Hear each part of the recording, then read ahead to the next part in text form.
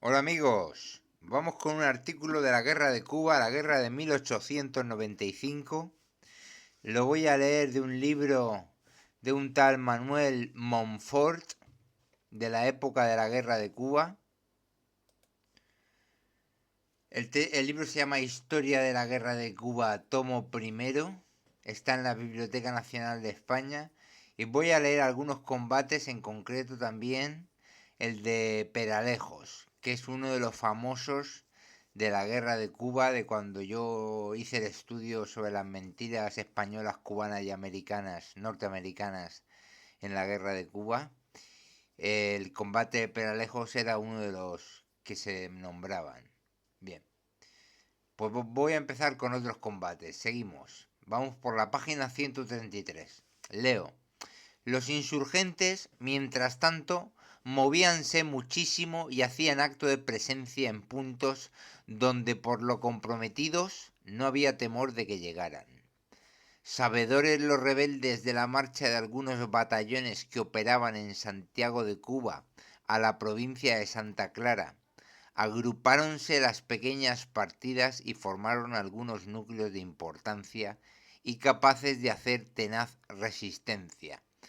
Esta combinación obedecía a la orden que habían recibido de atacar consecutivamente los pequeños destacamentos situados en las jurisdicciones de Bayamo y Manzanillo. El primero que sufrió una seria embestida de los insurrectos fue el destacamento del ingenio llamado Tranquilidad, distante unos 4 kilómetros de Manzanillo.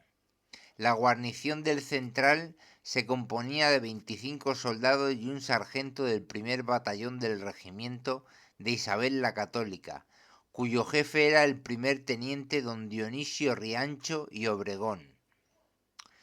Como a unos 40 metros del central hay una casa de tabla y teja, y en ella estaban ocupados algunos soldados en construir una trinchera formada de troncos y maderas. Desde la misma parte un camino que va al Congo. Por dicho camino apareció una carreta tapada por su exterior con hojas de plátano y de yagua, en la que iban unos 20 insurrectos escondidos, pues confiaban, mediante este ardid, que no deja de ser ingenioso, sorprender a los soldados.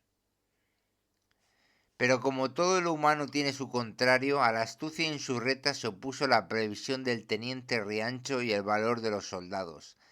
Hasta el día parecía favorecer los planes de los insurgentes, pues el horizonte se hallaba interceptado por una densa neblina.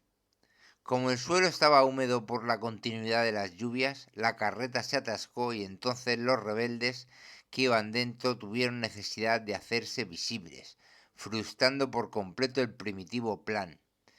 El centinela les dio el quién vive y les disparó el fusil, y ellos contestaron con una descarga cerrada. Los de la trinchera se replegaron hacia la casa y los insurrectos acometieron con vigor la entrada de la misma. El sargento y los dos primeros soldados que acudieron a la defensa hallaron al momento la muerte, pues el enemigo estaba pegado a la empalizada y por las aberturas de los troncos metían los cañones de sus fusiles. El teniente, sin perder un momento la serenidad, tan necesaria en dichos casos, sin contar el número de insurrectos, rechaza las intimidaciones de rendición que se le hacían, desprecia las amenazas y empieza una heroica defensa que duró cerca de 1 hora. Los rebeldes, viendo que no conseguían rendir el destacamento, se retiraron, no sin haber tenido 6 muertos y 18 heridos. La partida de Amador, compuesta de unos 200 rebeldes, fue la que intentó la sorpresa. Las pérdidas del destacamento han consistido en el sargento y 3 soldados muertos y 5 heridos. El ataque fue breve pero muy empeñado.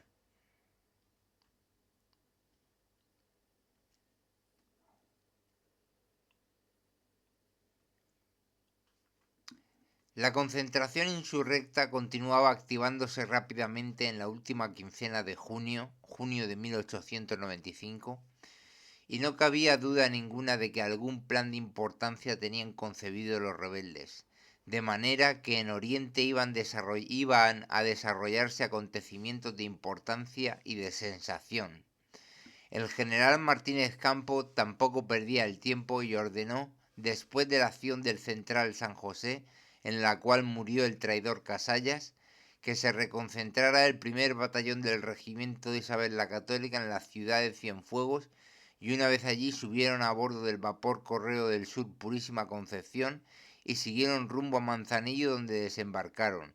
El quinto peninsular quedó en Santi Spiritus, pues allí la insurrección había alcanzado gran incremento y los cabecillas Legón y Toledo tenían numerosas fuerzas, merodeaban por aquella jurisdicción y llevaban la intranquilidad a los ánimos por las innumerables fechorías que cometían.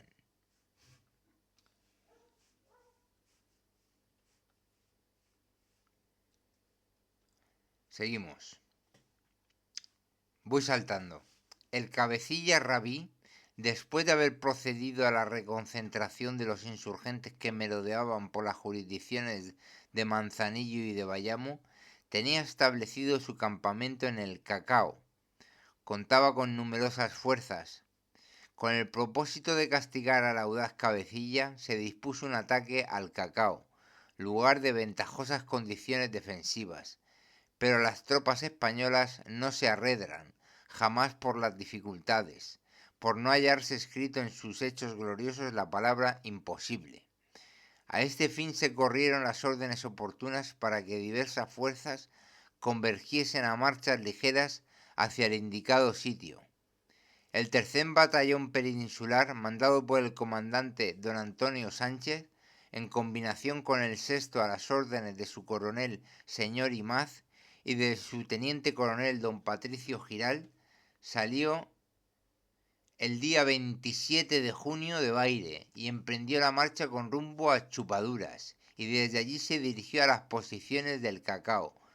Los insurrectos hicieron prisionero un práctico, confidente de las tropas leales, que llevaba una orden para esta combinación, colgándolo de un árbol, y sin duda alguna, por esta circunstancia, el sexto peninsular no pudo concurrir al sitio del combate.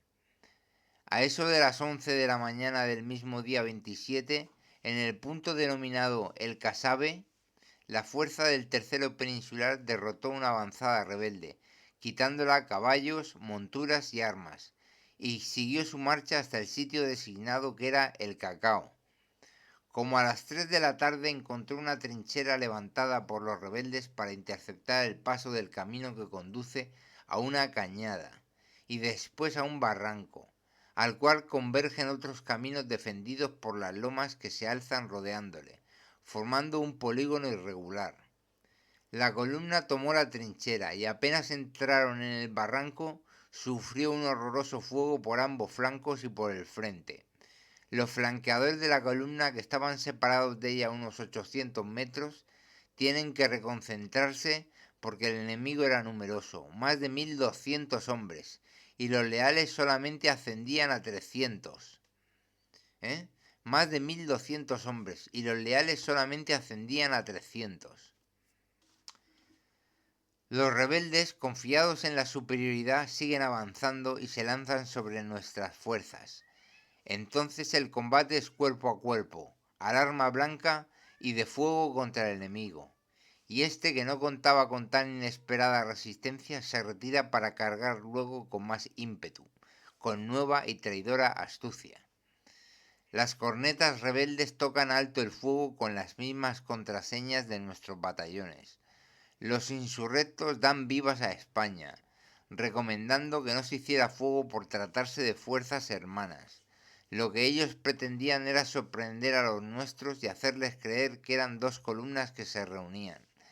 La tropa siguió su marcha vitoreando al sexto peninsular, mas de pronto se dejó oír una descarga que ocasionó sensibles bajas a la columna, y unido a esto la proximidad de los rebeldes, que por lo subido del color no daba lugar a dudas que era el enemigo, empezó de nuevo un tremendo combate, y a la estratagema de los rebeldes se contestó con 6 ataques a la bayoneta a sus formidables posiciones. El enemigo empezó de nuevo un tremendo combate y a la estratagema de los rebeldes se contestó con 6 ataques a la bayoneta a sus formidables posiciones.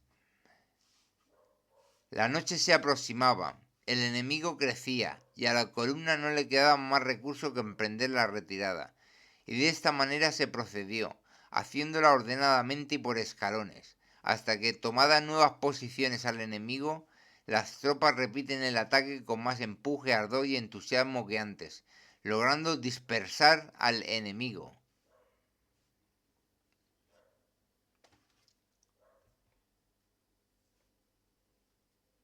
Hasta que, tomadas nuevas posiciones al enemigo, las tropas repiten el ataque con más empuje, ardor y entusiasmo que antes, logrando dispersar al enemigo.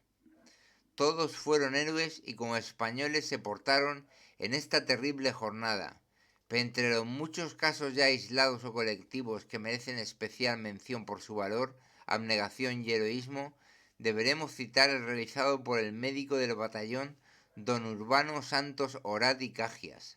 Hallábase este señor doctor curando a los heridos en medio del horroroso tiroteo. Las balas insurgentes hacían estéril su trabajo, llevado a cabo con tanto valor, energía tenaz e incomparable empeño, cuando hubo de abandonarlo por verse rodeado de enemigos que, dando desaforados gritos, le conminaban a que se rendiese.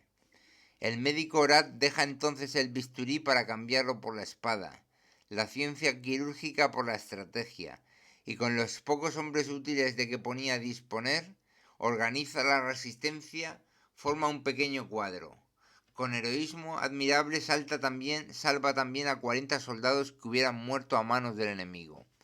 Teniendo el pie destrozado de un balazo, reconcentrólos ayudado del sargento Lozano, y se fue retirando escalonadamente en dirección a un barranco en donde encontró refugio y condiciones defensivas, no sin recobrar antes la caja de municiones, operación que efectuó con grave peligro de su vida.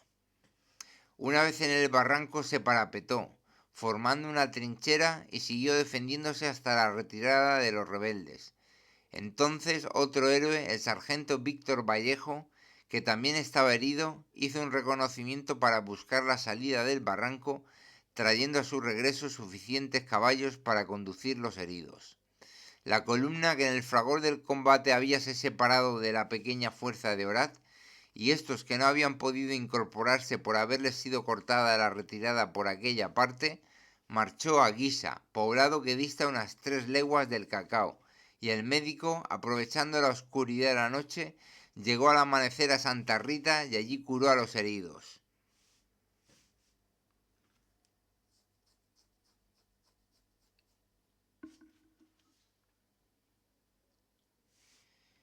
En la acción del Cacao, los insurgentes, casi todos ellos de color, cometieron actos de barbarie, solo comparables con los de las tribus de África.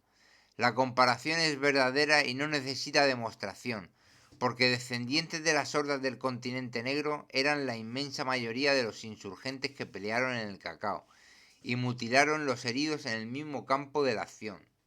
El capitán ayudante de Baza, don Anselmo Fernández, cayó herido, y una avalancha de unos 40 negros se lanzaron como hienas sobre el infeliz y de un machetazo le cercenaron la cabeza.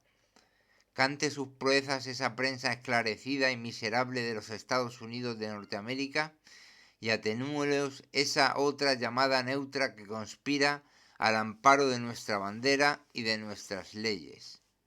Las bajas sufridas por las tropas fueron las siguientes: el capitán González, el teniente Marín y 47 soldados muertos, 47 soldados muertos y 2 oficiales.